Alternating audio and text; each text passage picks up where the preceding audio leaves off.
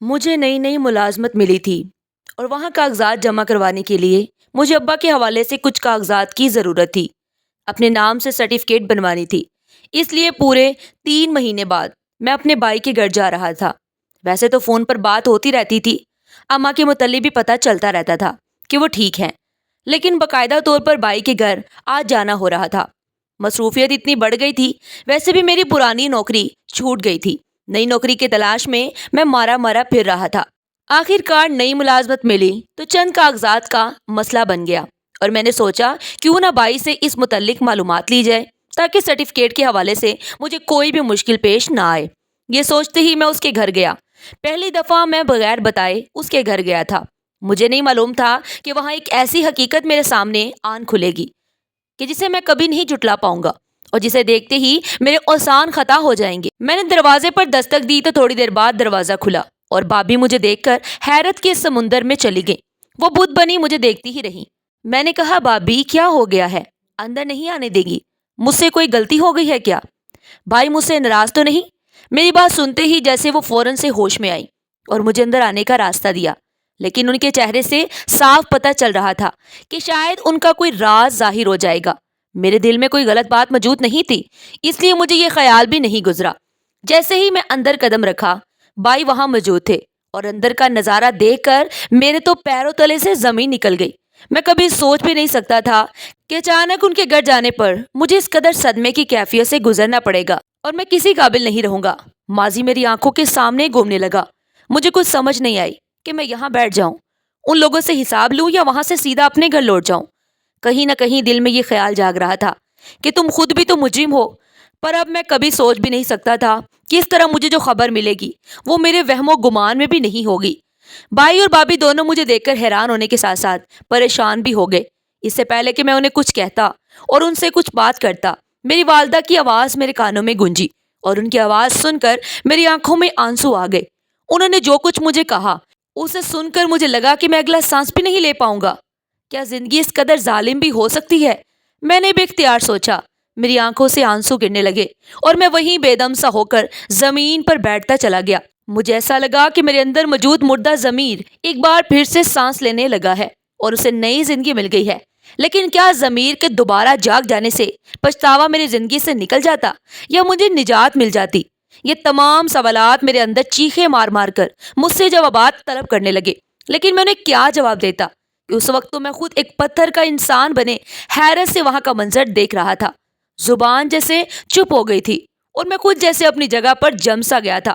3 مہینے پہلے اماں کے کہے گئے الفاظ میرے کانوں میں گونجنے لگے اور تب مجھے احساس ہوا کہ کاش اس وقت میں اس کی بات سمجھ سکتا تو آج مجھے یہ مناظر دیکھنے کو نہیں ملتے۔ منظر انتہائی دردناک تھے جس نے مجھ جیسے پتھر دل انسان کا دل بھی پگھلا دیا تھا۔ میرا نام فہیم احمد ہے اور میں اپنے والدین کا سب سے چھوٹا بیٹا ہوں۔ مجھ سے بڑے میرے بھائی ہیں، ان کا نام ندیم احمد ہے۔ ہم دونوں میں عمر کا چند سال کا ہی فرق ہے۔ میرے بھائی مجھ سے 4 سال بڑے تھے۔ انہیں پڑھائی کا بہت زیادہ شوق تھا، جبکہ مجھے پڑھائی کا اتنا شوق نہیں تھا۔ پھر بھی ابا کے کہنے پر میں نے جیسے تیسے پڑھائی کر لی تھی۔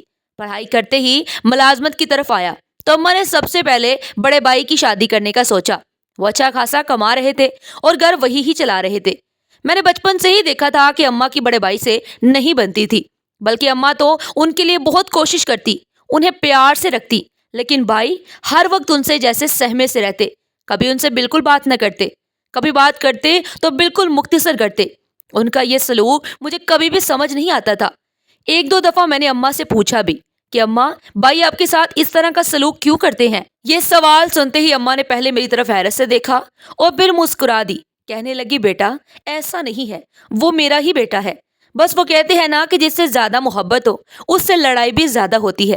میرا اور فہیم کا معاملہ ایسا ہی ہے، جبکہ تو میرا بہت ہی اچھا بچہ ہے، میری بات مانتا ہے، میرا فرما بردار ہے، اس لیے ہمارے درمیان لڑائی نہیں ہوتی۔ بس اتنی سی بات ہے۔ بابا نے بھی اس دن میری بات سنی تو مجھے ٹوک دیا اور کہنے لگے، اپنی طرف سے دماغ میں الٹی سیدھی باتیں نہ سوچا کرو، تم دونوں اپنی ماں کی ہی اولاد ہو، اور کس کی اولاد ہوگے؟ اور تب سے میں نے سوچ لیا تھا کہ شاید بھائی کا مزاج ہی ایسا ہے۔ وہ امی سے تو کم بات کیا ہی کرتے تھے، لیکن میں نے امی کے ساتھ ساتھ کسی اور سے بھی زیادہ باتیں کرتے میں نے انہیں نہیں دیکھا تھا۔ وہ خاموش طبیعت کے انسان تھے، لیکن بہت ہی زیادہ ذہین تھے۔ जब से मैंने होश संभाला था तो अक्सर देखा कि अब्बा कारोबारी मामले में और दीगर मामलात में भी उन्हें ही शामिल करते थे। अक्सर उनसे मशवरा भी करते और ज्यादातर उनकी दी गई तजावीज़ पर अमल करते, जबकि मेरे मामले में ऐसा नहीं था। अब्बा मुझे इस तरह नजरअंदाज करते जैसे मैं मौजूद ही नहीं हूँ। इस बात से मैं बुरा नहीं मानता था, बल्कि मैं समझ जाता था कि अभी मैं छोटा हूँ और भाई और मेरी उम्र में वैसे भी 4 साल का फर्क था, इसलिए मुझे किसी बात का भी बुरा नहीं लगता था। भाई मेरा बहुत ध्यान रखता, मुझसे बहुत प्यार करता था, लेकिन कभी भी जताता नहीं था। दिन ऐसे ही गुजरने लगे। भाई की शादी अम्मा ने अपनी बांजी से करनी चाहिए, तो भाई ने साफ इनकार कर दिया और कह दिया कि वो अपनी पसंद से शादी करेंगे। मैंने जब ये सुना तब मुझे काफी बुरा लगा कि भाई अम्मा के साथ ऐसा सलूक क्यों करते हैं, हालांकि वो हर वक्त फहीम बेटा कहते नहीं थकती। मैंने एक दो दफा उनसे कहा भी कि भाईजान वालदैन से इस तरह का सलूक क्यों करते हैं। उस वक्त मैं सिर्फ 19 बरस का था और वो 24 बरस के थे। मुझे एहसास था कि उनका रवैया अम्मी के साथ गलत है, लेकिन जिंदगी में पहली बार मैंने उन्हें मना किया था। आप अम्मी से दुरुस्त रवैया रखें, उनके साथ इस तरह का सलूक करते हैं तो मैंने अक्सर उनको रोते देखा है।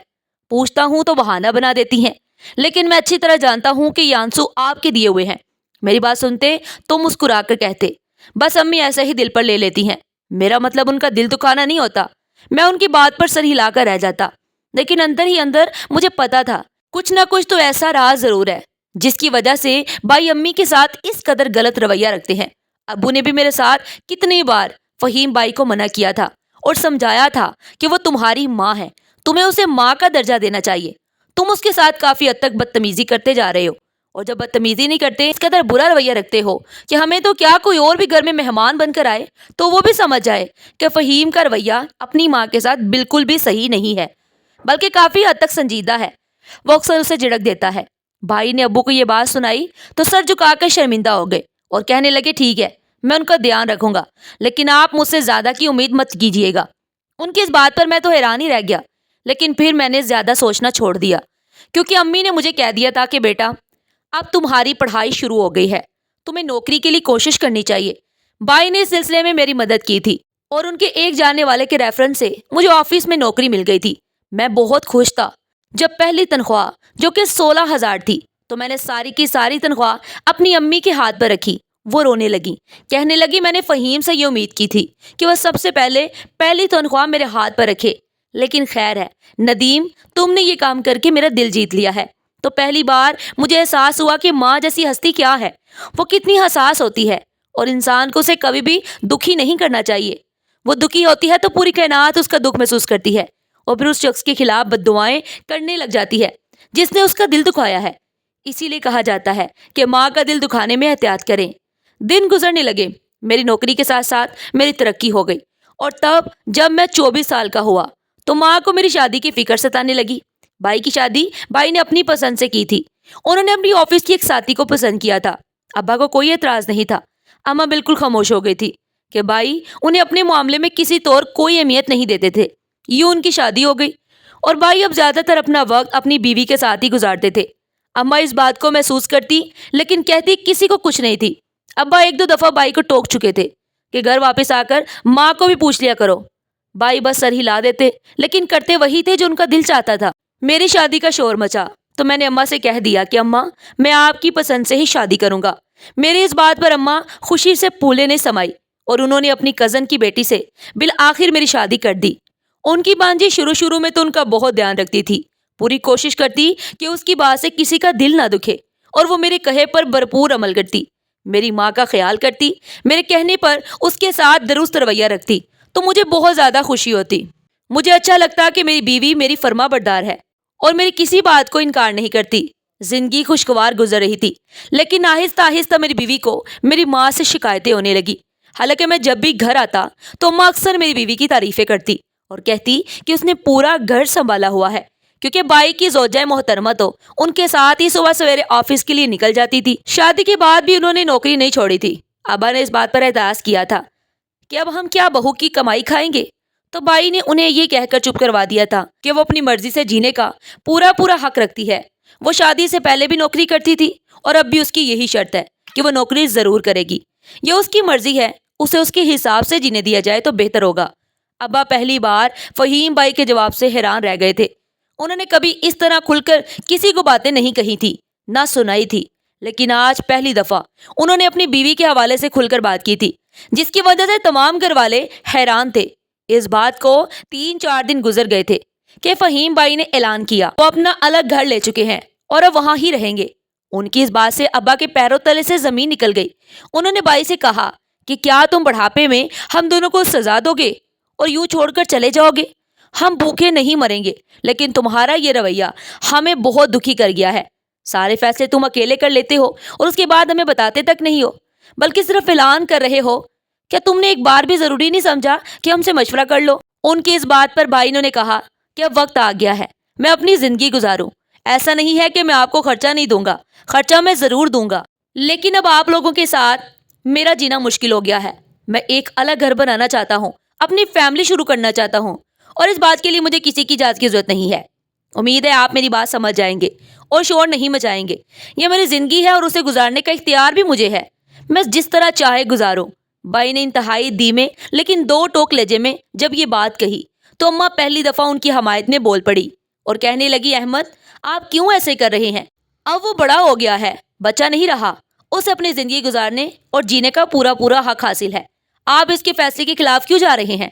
हमें तो इसको मुबारकबाद देनी चाहिए कि इसने घर ले लिया है और अब वो अपनी बीवी बच्चों के साथ वहां रहना चाहता है तो जरूर रहे। हमें किसी पर कोई एतराज नहीं करना चाहिए।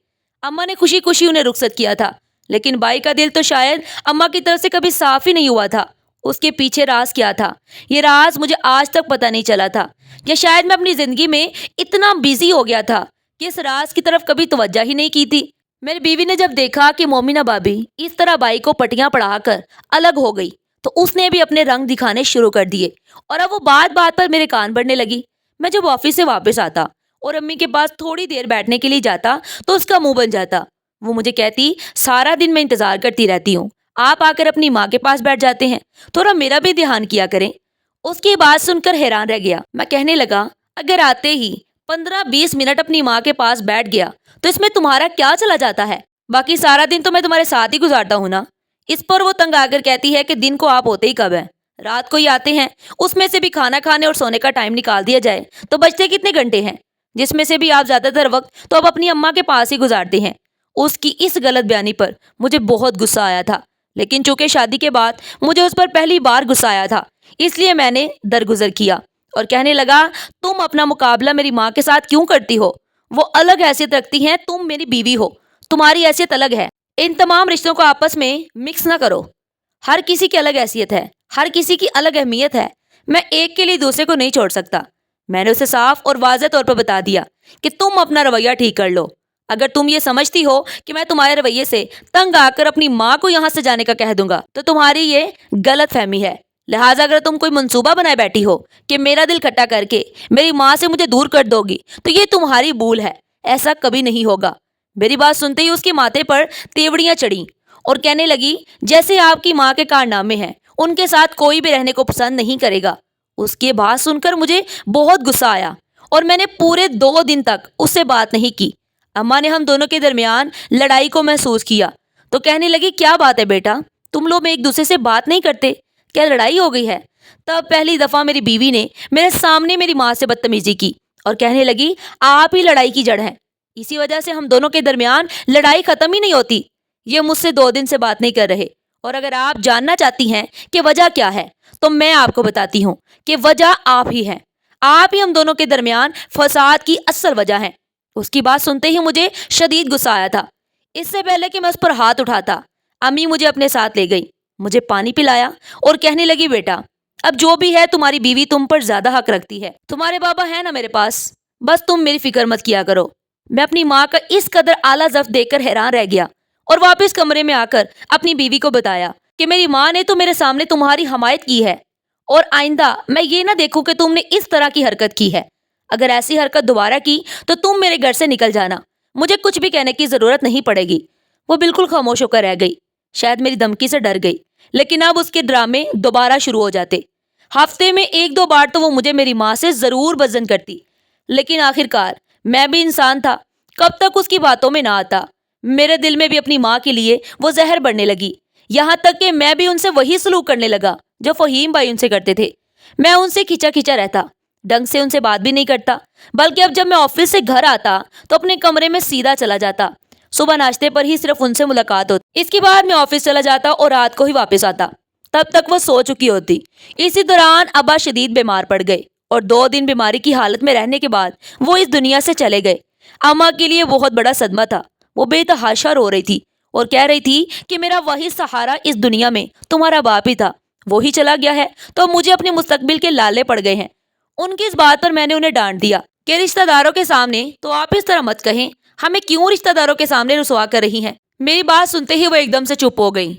3 दिन सोग मनाने के बाद जब तमाम रिश्तेदार वापस चले गए तो अम्मा अपने कमरे तक महदूद होकर रह गई। मेरी बीवी ने शोर मचाना शुरू कर दिया कि अब ये बेवा हुई है, मजूर तो नहीं हो गई, इन्हें कहें कि अपना नाश्ता पानी खुद बना लिया करें। मेरी बीवी उम्मीद से थी, उसे थोड़ी तकलीफ भी ज्यादा महसूस होती, इसलिए उसने ये शोर मचा रखा था। मेरी माँ ने उसका ये शोर सुना तो मुझसे कहने लगी, बेटा इसे कहो कि अगर ये भी नाश्ता करना चाहती है तो मैं इसे भी बनाकर दे दूंगी, इसमें क्या हो गया है, कभी इसकी तबीयत खराब हो गई तो कभी मेरी भी हो गई, ये मेरी खिदमत कर लेगी, मैं तुम इससे नाराज मत होना। ये कहते ही उन्होंने उसे नाश्ता बनाकर भेजा तो वो भी चंद लम्हे के लिए हैरान रह गई। लेकिन फिर उसने मुझसे यही कहा कि तुम्हारी माँ के जैसे कारनामे हैं, वो जितना भी अच्छा बनकर क्यों ना आ जाए, मैं उसे कभी कबूल नहीं कर सकती। मैं उसकी इस बात पर हैरान रह जाता। कहता कि तुम्हारे दिमाग में ये बातें किसने डाली हैं। पहले पहले तो उसने मुझे कुछ ना बताया, लेकिन एक दफा उसके मुंह से ये सच निकल ही गया कि मोमिना बाजी उसे अक्सर फोन करती हैं और तुम्हारी माँ के हवाले से अक्सर बातें करती रहती हैं। कहती हैं उस बुढ़िया से बचकर रहना, ये बहुत ही खतरनाक औरत है, ये कई घर बर्बाद कर चुकी है, तुम्हारा भी बर्बाद ना कर दे। उसके बाद सुनकर मैं शदीद हैरान रह गया। उससे कहने लगा, मोमिना बाजी फजूल बातें करती हैं, तुम उनसे राब्ता ना रखा करो, उनके फैलाए गए जहर की वजह से हमारे घर का माहौल खराब होता है। तुम्हें जरा बराबर भी अंदाजा है कि तुम्हारी वजह से मैं अपनी माँ को किस तरह नजरअंदाज कर रहा हूँ। अब वो बेवा हो चुकी हैं, पहले अब्बा मौजूद थे तो मेरा नजरअंदाज करना उन्हें इतना महसूस नहीं होता था। बड़े भाई तो हमसे पहले ही अलग हो चुके हैं, अब मैं ही अब्बा के बाद उनका वाही सहारा हूँ। बेहतर यही होगा कि तुम अपने घर पर ध्यान दो और फजूल बातों से परहेज करो, वरना हमारा रिश्ता खतरे में पड़ सकता है। मेरी ये धमकी सुनते ही उसका दिल कुछ दिनों के लिए नरम पड़ गया और मेरी माँ से उसके ताल्लुकात बेहतर नहीं हुए तो खराब भी नहीं हुए। अम्मा अब काफी हसास हो गई थी। अब्बा के चले जाने के बाद वो खुद को बहुत तन्हा महसूस करती। अब मेरे रवैये में भी थोड़ी नरमी आ गई, मैं भी उनके साथ वक्त गुजारने लगा। तो ये बात मेरी बीवी को एक बार फिर से खटकने लगी, यहाँ तक कि उसने एक दिन मुझे कह दिया कि अब मैं तुम्हारी माँ के काम मजीद नहीं कर सकती, इस हालत में मुझसे मजीद काम नहीं होते। तुम ये क्यों नहीं करते कि बाई से मुआहदा कर लो और अपने फहीम भाई से कहो कि महीने में 15 दिन वो हमारे साथ रहेंगे और 15 दिन उनके साथ रहेंगे। इस तरह सारा बोझ अकेले पर नहीं आएगा और उनकी भी तो कुछ जिम्मेदारी बनती है ना कि वो अपनी माँ की देखभाल करें। उन्होंने सब कुछ आप पर छोड़ दिया है, यहाँ तक कि उन्हें पूछते भी नहीं है। उसकी इस बात में मुझे वजन लगा। हालांकि मैं माँ को छोड़ने के लिए तैयार तो नहीं था, लेकिन उसकी बात सुनते ही मैंने अम्मी से बात की तो कहने लगी, बेटा मैंने तुझे बहुत प्यार और मोहब्बत से पाला है, तो अपनी बीवी की बातों में मत आ, मैं हमेशा उसकी हमायत करती रहूं। लेकिन तुझे भी ये बात अच्छी तरह पता है कि तेरी बीवी कुछ मामलों में गलत है। मैं घर का माहौल खराब नहीं करना चाहती, इसलिए चुप रहती हूँ और किसी को कुछ भी नहीं कहती। मेरी जिंदगी वैसे ही फूलों की सेज नहीं थी, कांटों से भरी हुई थी। इस बात का अंदाजा तुम्हें नहीं है, लेकिन अब तुम कान खोल कर ये बात सुन लो कि तुम मेरे साथ बदसलूकी नहीं कर सकते। मैंने तुम्हें बचपन में बहुत प्यार और लाड से पाला है, काश तुम्हें इस बात का अंदाजा हो जाए। उनकी बात सुनकर मेरा दिल कुछ लम्हों के लिए नरम पड़ गया और मैंने उनसे माफी मांगी। लेकिन अब अपनी बीवी के हर रोज के ड्रामे से मैं तंग आ गया था। वो कभी मुझे किसी बात पर शिकायत करती तो कभी किसी बात पर अम्मा की बातें सुनाती, यहाँ तक कि उसके ताने जब बढ़ने लगे तो मैंने तंग आकर अम्मा से बात कर ली और उनसे कहने लगा, अम्मा अब आप कुछ दिन फहीम भाई के यहाँ गुजार कर आए ताकि मेरी बीवी को जहनी तौर पर कुछ सुकून मिले। हालांकि मैं इस बात के हक में नहीं हूँ कि मैं आपको वहाँ भेजूं, लेकिन इनका भी तो कोई फर्ज बनता है ना कि आपकी देखभाल करें। हम आपको बोझ नहीं समझते, लेकिन आपको भी एहसास करना चाहिए कि एक इंसान के ऊपर मुकम्मल तौर पर इन्हिसार नहीं करना चाहिए। दूसरों को भी एहसास दिलाएं कि वो अपनी जिम्मेदारी पूरी करे। आप सिर्फ मेरी तो माँ नहीं है ना, फहीम भाई की भी माँ तो हैं। मेरी बात पर उन्होंने आंसू भरी निगाहों से मेरी तरफ देखा और हाथ जोड़ दिए। कहने लगी, तुम कैसी बातें कर रहे हो? क्या तुम मुझे अपने भाई के पास भेजने वाले हो? मुझे दारुल अमान भेज देना, लेकिन उसके पास कभी नहीं भेजना। तुम्हें अंदाजा नहीं है कि उसका सलूक मेरे साथ शुरू से ही इतना बुरा रहा है। अब तो वो मेरी शक्ल भी देखना गवारा नहीं करेगा। मैं बेवा हो गई हूँ। मेरी पुश्त के पीछे जो एक सहारा था वो भी इस दुनिया से चला गया। मुझे तुमसे उम्मीद थी, लेकिन अब तुमसे उम्मीद भी उसी वक्त दम तोड़ गई है। मैं कुछ नहीं कहती, तुम्हारी बीवी को चाहे तो तुम घर में कैमरे ही लगवा लो। तुम्हारी बीवी खुद ही मेरे साथ नहीं रहना चाहती, तो मैं क्या करूं? मुझे दारुल अमान भेज दो, लेकिन मैं तुम्हारे भाई के घर पर नहीं जाऊंगी। या तो यही सिसक सिसक कर दुनिया से चली जाऊंगी, या दारुल अमान में सारी जिंदगी गुजार दूंगी। उनकी बात सुनकर मैं परेशान हो गया, कोई फैसला नहीं कर पाया। उसी दौरान मेरी बीवी के यहाँ बच्चे की पैदाइश हुई, तो उसने कह दिया कि जब तुम्हारी माँ घर से जाएगी तभी मैं अपने मैके से यहाँ आऊंगी, वरना मैं यहाँ नहीं आऊंगी। अब मैं मजबूर हो गया था। मैंने अपनी अम्मा की एक नहीं सुनी, उनका सामान बांधा और फहीम भाई के घर की घंटी बजाई। उनके दरवाजे पर अम्मा को छोड़ा, साथ ही साथ भाभी ने दरवाजा खोला तो कहने लगा, भाभी, अम्मा कुछ दिनों के लिए आपके पास रहने आई हैं। वो फहीम भाई को बहुत याद करती हैं। वैसे भी फहीम भाई की भी जिम्मेदारी है कि वो अम्मा की देखभाल करें। अब्बा के इस दुनिया से जाने के बाद वो एक बार भी अपनी माँ से पलट कर नहीं पूछते कि उन्हें किसी चीज की जरूरत है या नहीं। लेकिन अब मैं खुद ही उन्हें यहाँ छोड़ गया हूँ, उनका ध्यान कीजिएगा। 3 महीने बाद आकर वापिस ले जाऊंगा। भाभी का जवाब सुने बगैर मैं वहां से उल्टे कदम वापिस लौट आया कि मेरी बीवी को भी तो खुश करना था। वो एक बच्चे की माँ बनी थी और उसकी जिद पूरी जरूर करनी थी कि मैं उसके बगैर नहीं रह सकता था। और बच्चे की खुशी ऐसी खुशी थी कि जिसके लिए मैं कुछ भी करने को तैयार था, चाहे मुझे अपनी माँ को ही अपने घर से क्यों ना निकालना पड़े। मैंने ये भी कर लिया था और मुझे अंदाजा नहीं था कि इसकी सजा मुझे उसी वक्त मिलेगी। मुझसे ऑफिस के काम में कोई गड़बड़ हो गई थी। किसी और ने किया था ये जुर्म और इल्जाम मुझ पर आया था। ये बात मैं किसी तौर पर बर्दाश्त नहीं कर सकता था। मैंने फौरन नौकरी छोड़ दी। मेरी इज्जत नफ्स भी कोई चीज थी। बाद में बेगुनाह साबित हो गया, लेकिन नौकरी मेरी चली गई थी। ये खबर मेरे लिए कयामत से कम नहीं थी। दूसरी नौकरी की तलाश में मैं मारा मारा फिरता रहा और ये भी भूल गया कि अम्मा वहाँ भाई के घर पर कैसी हैं, क्या कर रही हैं, किस तरह की जिंदगी गुजार रही हैं। मुझे सिर्फ अपनी बीवी, बच्चे और अपनी नौकरी की फिक्र थी। 2 महीने की कोशिश के बाद मुझे नौकरी मिल गई। नए बॉस ने मुझसे कुछ कागजात मांगे थे और वो कागजात मेरे पास घर पर मौजूद नहीं थे। मेरे बड़े भाई के पास शायद अब्बा के कुछ कागजात मौजूद हों। ये सोच जहन में आते ही मैंने सोच लिया कि मैं उनके घर जाऊंगा। उसी दौरान मुझे ख्याल आया कि साथ साथ अम्मा की खैर आफियत भी पूछ लूंगा। कि इन 2 महीनों में मैंने पलट कर उन्हें नहीं पूछा। दूर अंदर कहीं मुझे एहसास था कि अम्मा के साथ गलत करने की वजह से मेरी नौकरी चली गई, लेकिन मैं आज तक इस आवाज पर ध्यान नहीं दे सका। ध्यान देता तो मेरा दिल बेहद दुखता। इसलिए मैंने सोच लिया था कि दूसरी नौकरी मिलते ही मैं अम्मा को घर वापस ले आऊंगा। और उसी ख्यालात के तहत मैं कागजात के बहाने से भाई के घर बिना बताए ही पहुंच गया। अम्मा से मिलने की खुशी भी थी और उनके सामने जाने की शर्मिंदगी भी थी कि पूरे 3 महीने उनकी खैरियत दरियाफ्त नहीं की थी, न जाने कैसी होंगी। मैं अपनी सोच में मगन था और दरवाजे पर दस्तक देकर एक जानिब खड़ा हो गया। भाभी ने मुझे देखकर भरपूर हैरानी का इजहार किया और दरवाजे पर खड़े काफी देर तक मुझे देखती रही। मुझे कुछ अजीब सा लगा तो मैंने गला खंगार कर उनसे कहा, भाभी, क्या घर के अंदर नहीं बुलाएंगी? उन्होंने अंदर जाने के लिए मुझे रास्ता दिया तो अंदर का मंजर देखकर मेरे कदम वहीं पर जुड़ गए और मैं मुंह खोले वहां मंजर देखने लगा। भाई अम्मा के सरहाने बैठे थे और उनके बाल अपनी मुट्ठी में पकड़कर न जाने क्या कुछ कह रहे थे। अम्मा चीख रही थी, चिल्ला रही थी और मुझे देखते ही वो एकदम से फूट फूट कर रोने लगी। मेरी हालत तो ऐसी थी जैसे काटो तो बदन में लहू नहीं हो। वो बेहद बूढ़ी हो गई थी। जैसे मैं उन्हें वहां छोड़कर गया था, उस चीज का तो शायबा तक उनके जिस्म पर बाकी नहीं रहा था। वो काफी कमजोर दिखाई दे रही थी, बिस्तर के अंदर नजर ही नहीं आ रही थी, इस कदर वो ज़ईफ हो गई थी। मैंने बेख्तियार भाई की जानब शिकवा की ना निगाहों से देखा और उनसे कहा कि ये अम्मा का क्या हाल कर दिया है। मैं जब इन्हें छोड़कर गया था तो अच्छी खासी थी, अपने पैरों पर चल सकती थी, अब ये बिस्तर पर क्यों पड़ी हैं? मुझे अच्छी तरह पता है कि अम्मा दोपहर तक कभी भी बिस्तर के ऊपर पड़े रहने को तरजीह नहीं देती, सुबह सवेरे ही उठ जाती थी। आपने उनके साथ क्या किया है? मैंने आगे बढ़कर बड़े भाई का गिरेबान हाथ में पकड़ लिया और जोर जोर से झंझोड़ने लगा तो उसने एकदम से मुझे धक्का दिया और कहने लगा, तुम्हारी हिम्मत कैसे हुई मुझसे इस तरह बात करने की? मैं तुम्हारा बड़ा भाई हूँ, कोई खरीदार गुलाम नहीं जिसे तुमने खरीद कर जिस तरह चाहे सलूक करो। उनकी बात पर मुझे होश आया कि अम्मा क्यों मुझे भाई के घर जाने से रोकती थी। भाई का सलूक तो जब से होश संभाला था तब से ही अम्मी से मुख्तलिफ किस्म का था।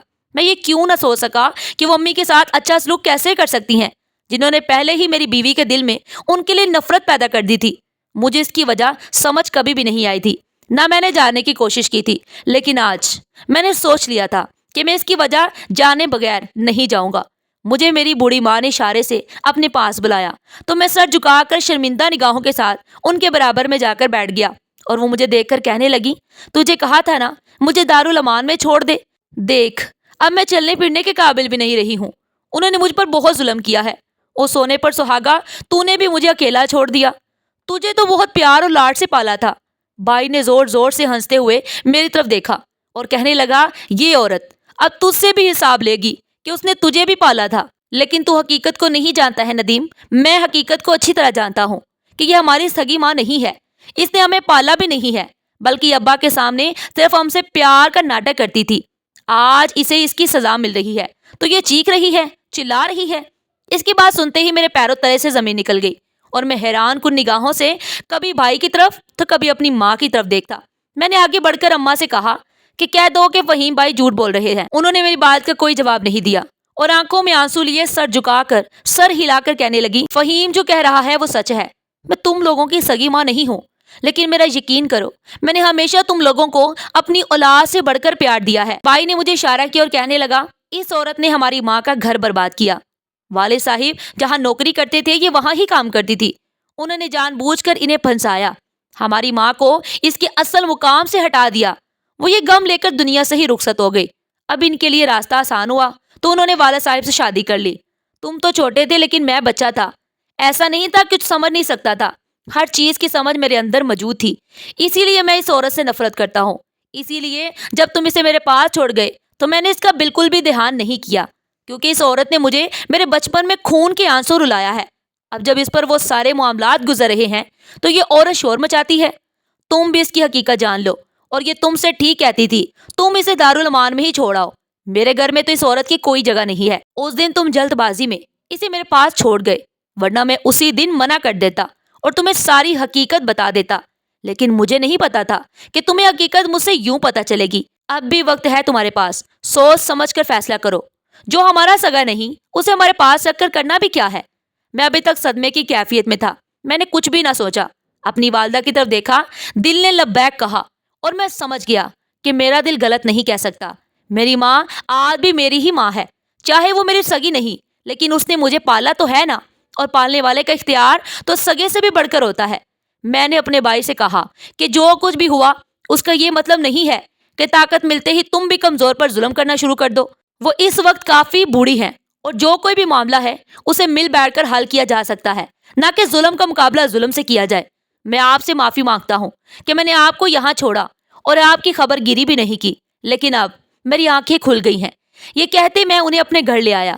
میری بیوی کا احتجاج جاری تھا، لیکن اس بار میں اس کی بات نہیں سننا چاہتا تھا، کیونکہ میں سمجھ گیا تھا کہ میری جنت میرے ماں کے پیروں تلے ہے، اور جب وہ مجھ سے دور ہو گئی تھی تو مجھے اچھی طرح اندازہ ہو گیا تھا کہ بڑے بزرگوں کی برکات سے ہی گھر چلا کرتے ہیں، انہیں نکالنے سے گھر برباد ہی ہو جایا کرتے ہیں۔ گھر آتے ہی میں نے امی کی تیمارداری کی، کچھ دنوں میں ہی وہ بہتر ہو گئی تو میں نے ان سے حقیقت جاننا چاہی۔ انہوں نے مجھے بتایا کہ بیٹا، فہیم نے تمہاری اصل ماں کا بہت صدمہ لے لیا تھا، اور میرے فرشتوں کو بھی علم نہیں تھا کہ تمہارے بابا مجھے بھی پسند کرنے لگے ہیں۔ تمہاری ماں کو کینسر کی بیماری تھی، اس کے مرنے سے پہلے ہی انہوں نے میری بات تمہارے بابا سے طے کروا دی تھی۔ ان کے رشتہ داروں کو یہ منظور نہیں تھا، اسی لیے انہوں نے میرے کردار کے خلاف غلط باتیں نہ صرف پھیلانا شروع کی بلکہ تمہارے بڑے بھائی کے کان میں بھی ڈالنا شروع ہو گئے۔ وہ بچہ تھا، اسے جو کچھ بتایا گیا وہ سیکھ گیا۔ حقیقت یہ نہیں تھی کہ میں ان کی زندگی میں آئی اور ان کا گھر برباد کیا، بلکہ حقیقت یہ تھی کہ تمہاری ماں نے تم دونوں کے لیے خود مجھے چنا تھا کہ تم ہی میرے بچوں کے لیے ایک بہتر ماں بن سکتی ہو۔ اور یقین جانو، میں نے فہیم کے ساتھ ساتھ ندیم تمہیں بھی بہت محبت اور محنت سے پالا ہے۔ میری اولاد نہ ہو سکی لیکن میں نے تم دونوں کو سگی اولاد سے بڑھ کر چاہا۔ کیا یہ میرا قصور تھا؟ یہ بات سنتے ہی میری آنکھوں میں آنسو آ گئے، میں ان کے قدموں میں گر گیا اور کہنے لگا، آپ نے مجھے شرمندہ کر دیا ہے، میں کبھی سوچ بھی نہیں سکتا تھا کہ میں آپ کا اس قدر مجرم ہو سکتا ہوں۔ فہیم بھائی کی ہدایت کے لیے میں اللہ سے دعا کر سکتا ہوں، لیکن میں اللہ کا اس بات پر شکر ادا کرتا ہوں کہ مجھے عقل آ گئی ہے کہ میں اپنی جنت کو اپنے قدموں تلے روند رہا تھا۔ مجھے اس کی قدر و قیمت پتہ چل گئی ہے، اب میں اسے سر آنکھوں پر رکھوں گا اور آپ کی بھرپور خدمت کروں گا، کسی کی نہیں سنوں گا۔ مجھے پتا ہے کہ آپ ایک عظیم عورت ہیں جنہوں نے 2 بچوں کے باپ سے صرف اس لیے شادی کی کہ اس کی بیوی چاہتی تھی کہ تم میرے بچوں کی ماں بنو، تاکہ میرے مرنے کے بعد میرے بچوں کو ماں کی کمی محسوس نہ ہو پائے۔ आपने शुरू से ही हमें माँ बनकर दिखाया। बीवी का मुकाम तो आपका कहीं खो ही गया था। मैं आपकी इस कुर्बानी का कायल हो गया हूँ और मैं इस कदर शर्मिंदा हूँ कि आपसे नजरें नहीं मिला सकता। जो 3-4 महीने आपने मेरी वजह से अजियत में काटे हैं, मैं जिंदगी भर का ज़ाला नहीं कर सकता। लेकिन अब मैं खुद से वादा करता हूँ माँ कि मैं तुमसे कभी भी बुरा सलूक नहीं करूँगा। मैं जान गया हूँ कि तुमने मुझे बहुत प्यार और लाड से पाला है। तुम्हारी सगी औलाद नहीं हूँ, लेकिन फिर भी मेरा घर बसाने के लिए अपनी ज़ात तक को कुर्बान कर दिया। मैं जान गया हूँ कि माँ बाप को तकलीफ देकर इंसान कभी सुखी नहीं रह सकता। और मैं ये भी जान गया हूँ कि माँ बाप को तंग करने से इंसान खुद भी तंग होकर रह जाता है, कहीं का नहीं रहता। फहीम भाई के लिए मुझे अफसोस है कि उन्होंने आपकी कदर नहीं की, लेकिन मैं आपसे वादा करता हूँ कि अब मैं आपको रुसवा नहीं होने दूंगा और आपके खिलाफ उठने वाले हर शख्स को नहीं छोड़ूंगा, चाहे वो मेरी खुद की बीवी ही क्यों ना हो। मैं आपको खुद से दूर नहीं करूंगा। मैं जान गया हूँ कि माँ का मुकाम क्या होता है और आप जैसी माँ की शान तो आला ही है। आप मुझे माफ कर दें कि मैं भटक गया था, लेकिन मैं अल्लाह का शुक्र अदा करता हूँ कि उसने मुझे सीधा रास्ता दिखाया और जहन्नमियों में शामिल होने से बचा लिया। कि वालदैन का नाफरमान तो दोज़ख का ही हकदार है। मुझे माफ कर दीजिए कि मैंने चंद महीने आपकी नाफरमानी में गुजारे और आपको तकलीफ दी, लेकिन माँ मैं वादा करता हूँ कि आपको दी गई हर तकलीफ का अजाला करूंगा और कभी आपको अकेला नहीं छोड़ूंगा। मेरी माँ ने जब ये सुना तो मेरा माथा चूम लिया। कहने लगी, मैंने तेरी तरबियत में कोई कसर नहीं छोड़ी थी। मैं हैरान थी कि तू कैसे बदल गया, लेकिन अब तेरी आंखों से पट्टी खुल गई है और मैं खुश हूं कि तूने अपने मुकाम को पहचान लिया है। अपनी जन्नत को अब रुसवा नहीं करेगा ना। उन्होंने मुझसे ताई चाही तो मैंने उनके कदमों में सर रख दिया। इस तरह जो सुकून मुझे हासिल हुआ था वो दुनिया की किसी नेमत ने मुझे नहीं पहुंचाया था। आपको इस कहानी से क्या सबक मिला? कमेंट बॉक्स में अपनी कीमती राय का इजहार जरूर कीजिएगा और इस वीडियो को ज्यादा से ज्यादा शेयर कीजिएगा और उन लोगों तक पहुंचाइएगा जो अभी तक अपने वालिदैन के नाफरमान हैं। अल्लाह हम सबको अपने माँ बाप का फर्मा बरदार बनाए। आमीन।